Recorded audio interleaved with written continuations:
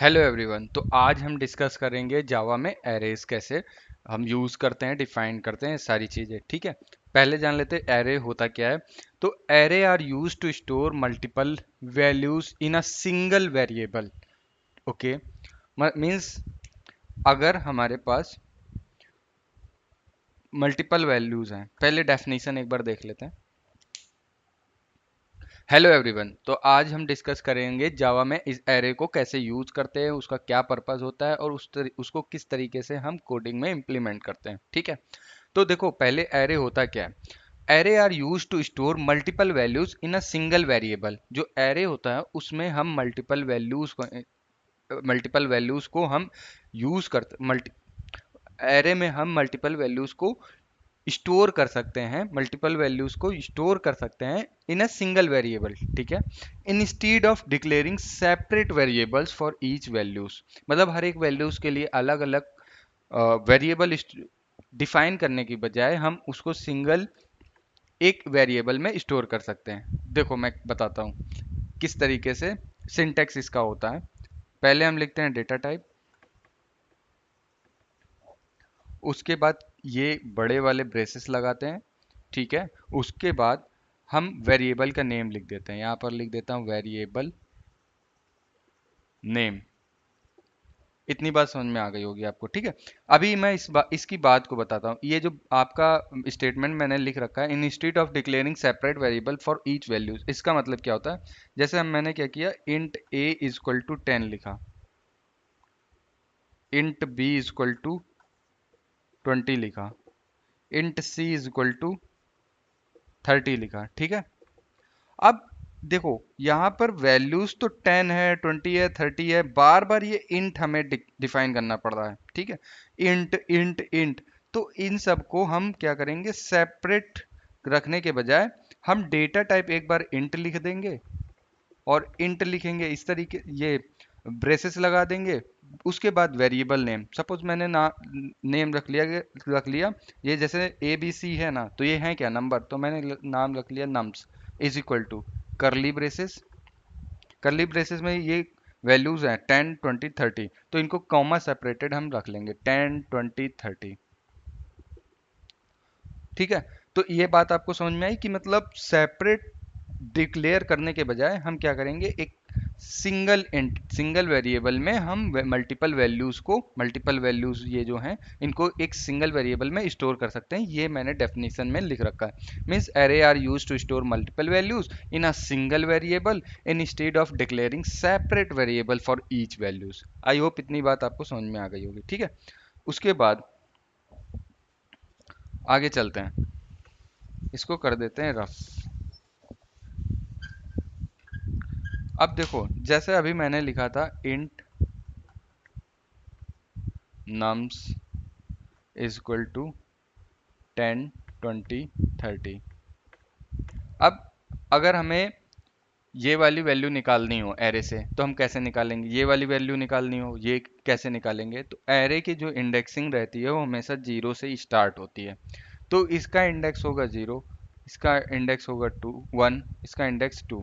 ठीक है, तो अब हमें जैसे 10 को निकालना है, तो हम कैसे लिखेंगे, nums 0 is equal to, sorry, nums, इसको इसका इंडेक्स पास कर देंगे। तो इसका जो भी आउटपुट होगा ना, यहाँ पे ओपी करके मैं लिख देता हूँ, इसका आउटपुट जो इंडेक्स नम्स 0 पर प्रेजेंट है, नम्स ये हो गया, इसका इंडेक्स 0 पर वैल्यू कितनी प्रेजेंट है, 10, तो इसका आउटपुट ये हो जाएगा।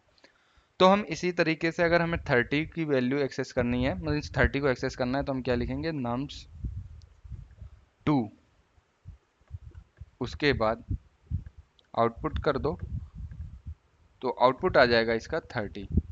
तो हम ये कह सकते हैं कि हम एरे में जो वैल्यूज प्रेजेंट हैं उनको एक्सेस करने के लिए हम इस तरीके से उसको एक्सेस कर सकते हैं। ठीक है, अब देखो अगर हमें कोई वैल्यू को अपडेट करना है, जैसे हमारे पास ये वैल्यू है 10, हम इसको करना चाहते हैं 40, 10 के बजाय हमारे पास 10 की जगह पर 40 आ जाए, तो हम ये लिखेंगे nums 0। पहले इस वैल्यू को हमने एक्सेस कर लिया, इस एड्रेस को, उसके बाद इक्वल टू, अब 40 को इंसर्ट करना है तो देन 40 कर लो। ठीक है, अब जब आप कोड लिखोगे और उसमें नम्स 0 लिखोगे तो देन इसका आउटपुट गेट करोगे, तो इसका आउटपुट आ जाएगा 40। ठीक है, आई होप आपको बात समझ में आ गई होगी। ठीक है, अब इसको कर देते हैं रफ। ये एक तरीके से ये कह सकते हैं एरे इस तरीके से भी डिफाइन कर सकते हैं।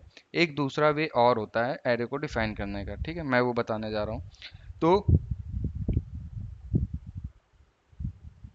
उसके लिए ये लिखते हैं int nums is equal to int size. देखो अब क्या है, जैसे यहाँ पर हम सेम इंट रखेंगे ब्रेसेस नेम, और उसके बाद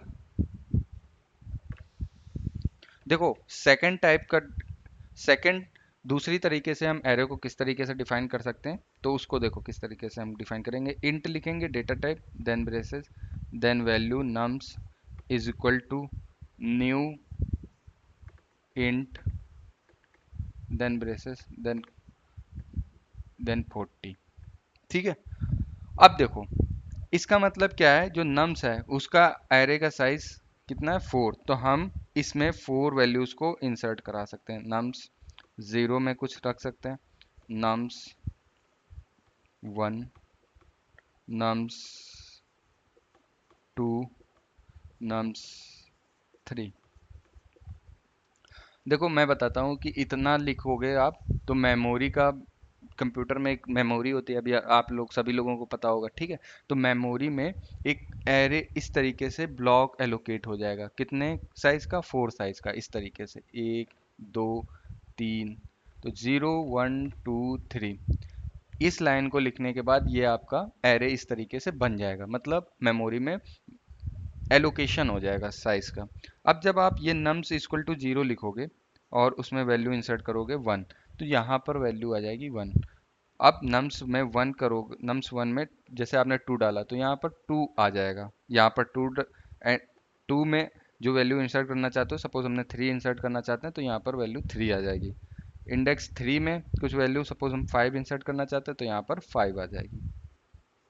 ठीक है, तो ये सेकंड हो गया कि हम इस तरीके से भी एरे को डिफाइन कर सकते हैं। ठीक, अब आपके पास एरे में ये सारी वैल्यूज प्रेजेंट हो गई, तो इस तरीके से आप कर सकते हो। ठीक है, मैं इसको कर देता हूँ रिमूव। अब इसके बाद एक और पार्ट आता है कि हम फॉर लूप के थ्रू कैसे एरे को इटरेट कर सकते हैं। देखो फॉर लूप क्या कहता है, उससे पहले मैं एक और चीज़ बता देना चाहता हूँ कि लाइक जैसे ये आपके पास नम्स है, ठीक है, अब इस नम्स की जो आप साइज है, इस एरे की साइज को कैसे गेट करोगे, तो लेंथ ऑफ एरे अगर आपको निकालना है तो आप एरे लिखो नम्स डॉट लेंथ लगा दो, ये इनबिल्ट होता है, इतना लिखोगे तो आपका एरे का साइज, ये कमेंट के बाद ये जो ब्रेस, ये जब मैं लाइन खींचता हूँ इसका मतलब होता है इसके आगे का पार्ट एग्जीक्यूट नहीं होगा। तो अब जब आउटपुट मैं लिख दे रहा हूँ तो नम्स लेंथ की जगह पर वैल्यू आ जाएगी ये 1 2 3, 3 लेंथ का है तो इसका आउटपुट आ जाएगा 3। तो इस चीज़ को ध्यान रखना, ये बहुत इंपॉर्टेंट पॉइंट है। ठीक है, मैं इसको फॉर लूप में अभी बताता हूँ, तो ये चीज़ आप लोग नोट डाउन भी कर लेना। एरे ऑफ लेंथ कैसे निकालते हैं, नम्स लिखते हैं यानी एरे का नेम और उसके बाद डॉट लेंथ लगा देंगे तो आपका एरे की लेंथ आ जाएगी। अब इसको कर देते हैं रिमूव। अब इस एरे को फॉर लूप के थ्रू कैसे इटरेट करेंगे वो बता रहा हूँ। देखो आप क्या करो, सिंपली लिखो for int I is equal to 0, then I की वैल्यू लेस देन करो, कहाँ कब तक लेस देन करो, नम्स को, जो नम्स की लेंथ है नम्स डॉट लेंथ, उसके बाद आई की वैल्यू कर दो प्लस प्लस 1। ठीक है, इतना करने के बाद आप करली ब्रेसेस कर लो क्लोज और उसके अंदर लिख लो system dot out dot println. इसके बाद आप क्या करो, नम्स लिखो, जैसे मैंने बताया था ना कि नम्स के बाद हम ब्रेसेस लगाकर उसमें वैल्यू पास कर देंगे। जैसे नम्स 0 लिखोगे आप, नम्स 0, तो इसकी वैल्यू क्या है 10, तो यहाँ पर इसका आउटपुट 10 आ जाएगा। ठीक है, वैसे ही नम्स आई लिख देंगे तो पहले आई की वैल्यू 0 है तो यहाँ पर 0 आ जाएगा, सेकंड इटरेशन में आई की वैल्यू 1 आएगी, देन 2 आएगी, बस उसके बाद इटरेशन कंप्लीट नहीं होगा। इस तरीके से हम इसका इसमें हम एरे की सारी वैल्यूज को निकाल सकते हैं, पता कर सकते हैं। ठीक है, आई होप इतनी बात आपको समझ में आ गई होगी। ठीक, ये हो गया आपका फॉर लूप फॉर लूप से आप कैसे कर सकते हो। अब एक और वे होता है फॉर लूप में, वो देखो किस तरीके से। सिंपल सा फॉर लिखो, किस टाइप का है डेटा, इंट टाइप का, तो आप इंट लिखो। आई थिंक इसमें इंटीजर लिखते हैं, इंटीजर,